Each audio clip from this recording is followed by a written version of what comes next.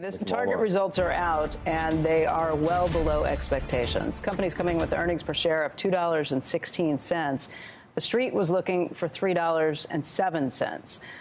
They do talk about comps being up 3.3%. At stores, they were up 3.4%. Digital up 3.2%. Same-day services up 8%.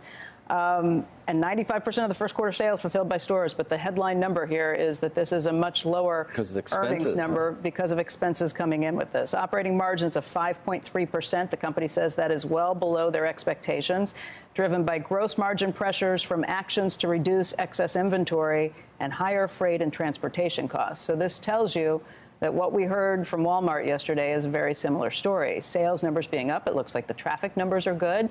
Looks like people are there and shopping and buying. But this is an inflationary environment, and a lot of those costs may be beyond Target's control on some of these issues. It's kind of weird that it didn't reflect this yesterday in the trade. No, yesterday, look, the feeling yesterday was that maybe that this was just a situation with where Walmart. Where Walmart had been doing this. And sorry, I'm just looking through some of the numbers on this now. This kind of adds up. If you add this to what we saw from Amazon too, this is a situation where costs were very hefty. This is supply chain costs, transportation, logistics. And we thought the Amazons, the Walmarts, and the Targets of the world all had very good control on some of these things. It looks like this is just a situation where all of these companies got caught up in this. Andrew, what do you? But I was just going to say, this goes to the point I think we were making at the end of the program yesterday when we were talking to Jim, and I know there was a lot of focus that it was somehow Walmart specific. I think there was a bit of a head fake because of how successful what was happening at Home Depot.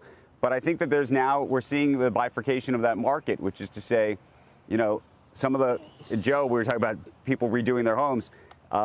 Some of the wealthiest families in America are still redoing their homes. But when it comes to actually day-to-day buying and what that business looks like and the cost of that business, you're seeing it flow through, I think, in a much broader way. And that's clearly what's being reflected this morning in Target's numbers. Going back to the traffic growth, they say that they continued to see strong traffic growth, up nearly 4% on top of last year's 17%, which they say they believe is one of the best indicators of relevance and strength in retail. It means that consumers are still shopping, but it means that some of these companies aren't passing all the costs on directly to the consumers. So the inflation we have right now is with a lot of companies eating it, and you know, and you saw the Journal Day lead story that retail sales climbed despite inflation. If these companies did what was necessary to maintain margins where they were, what do those inflation numbers look like on PPI and CPI? The consumer is holding in at this point, but again, these companies are taking the margins. And by the way, the conversation in Washington is looking for anybody who's price gouging at this point, looking for the oil companies and blaming oil and gas companies for higher prices at the pump, when in reality, this is higher prices at retail. And when you're looking at higher WTI and looking at a lack of refineries, you're going to be dealing with higher prices. That chart there doesn't look like a gouging chart. That looks like we ate the increases.